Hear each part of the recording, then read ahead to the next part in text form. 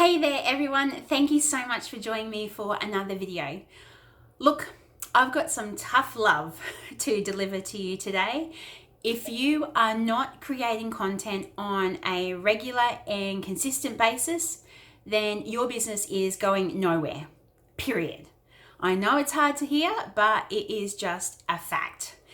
So now the tough love is delivered, I've done that. We'll talk about exactly what stops us from creating, and later on in this video I'll explain to you exactly why you need to create to hopefully pep you up, motivate you, and give you that great big warm cuddle. If it's your first time here, a warm welcome. I'm Melanie Weber, and my channel is all about helping everyday people to live their full potential, to live exactly the life that they were put on this earth to. So if that really interests you and inspires you, then make sure you hit that subscribe button and the bell notification so you don't miss out on any other videos just like this one. Now, the whole consuming versus creating thing, I completely get it, particularly when you are first starting off. Look, I have whiled away far too many hours than I would like to keep track of, keeping up to date with my friends' travel stories on Instagram and my large family's happenings on Facebook, and searching through Pinterest for oil blends to help out my children's health. Look, I completely get it. I have been there, and to be frank with you, at times I am still there, completely wasting time or not really limiting my time doing those activities like I should. So why do we do this? What keeps us in that consumption mode rather than flipping over into creating?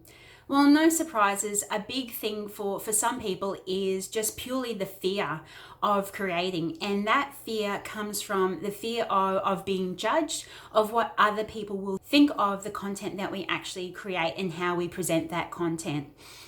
So whether you are writing a blog and you're worried about what people will think as to how you have written it, or if you are doing a video such as this one and you're worried about, oh gosh, how is my hair? Oh, is my makeup all right? You're worried about what people are going to be thinking of you. That really does stop you in your tracks and make you hesitant to create. Another thing that stops you creating is the whole shiny object syndrome, and I've referred to this I've talked about this at length in a video just up here if you're interested in watching. But essentially, shiny object syndrome is just flitting and flatting from one thing to the next, the latest, whatever the shiny object is, whether it's a program or it's an article or it's a new training package, whatever it is that takes your eye at that particular time and is ultimately a distraction. That stops you from creating.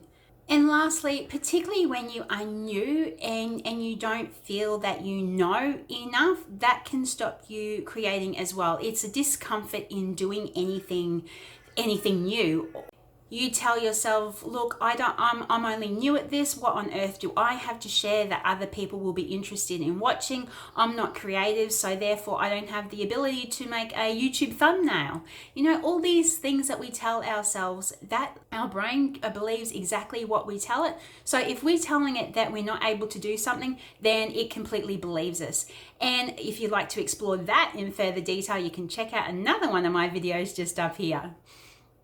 So the good thing about knowing what it is, actually pinpointing exactly what it is that stops you creating, is the first step in actually moving towards creating. And of course, as we know, content creation is a way to add value to the marketplace, to increase our authority, to increase that know, like, and trust factor of prospective customers. So in knowing exactly what is stopping you is the first step to actually overcoming it and reaping the huge benefits of what content creation brings you, which are, believe it or not, when we actually create content, it helps build neural pathways in the brain. So when we are consuming content, we're taking in information. When we are actually creating content, we're then cementing in that information through actually teaching someone else. We are ingraining our learnings and making our brain actually think through what we have consumed in order to teach it to someone else. And when we actually have created content, then we feel good about ourselves. We feel as though we've actually achieved something. We're able to tick something off that to-do list. We feel great that we have actually done something and been productive, rather than feel awful that we've spent the last hour just scrolling through Facebook newsfeed, finding out what everyone else is doing. We tend to feel bad about that afterwards and think, oh, well, that was an hour wasted. Whereas if we have spent that time productively and written a blog, or done a few posts on Instagram, or written up an advertisement for, or a Facebook ad, then we actually have that warm fuzzy feeling of having achieved something. As I alluded to before, when you are creating content on a regular and frequent and consistent basis, then you are adding value to the marketplace through helping to solve people's problems, which in turn, which builds that know, like, and trust factor, which builds your authority factor, which consequently adds to your success and ultimately then your wealth. So benefits all round. So my advice to you is to not completely stop consuming content. That is certainly not my advice at all, but just be aware as to how much you consume and get the balance of consumption and creation right. So if you can aim to dedicate for every hour of your consumption, you dedicate 3 hours to creation. So a 1 to 3 ratio. You will still get your consumption in, but you will ensure that the majority of your time is spent creating, and you won't fall victim to just continually consuming and not getting any creation done. I hope you have enjoyed watching this video and it's helped you to really think through what it is that is stopping you from creating content and helping you overcome that. If you have found yourself victim to not creating content, to getting stuck, but have overcome that yourself, then please do share in the comments below.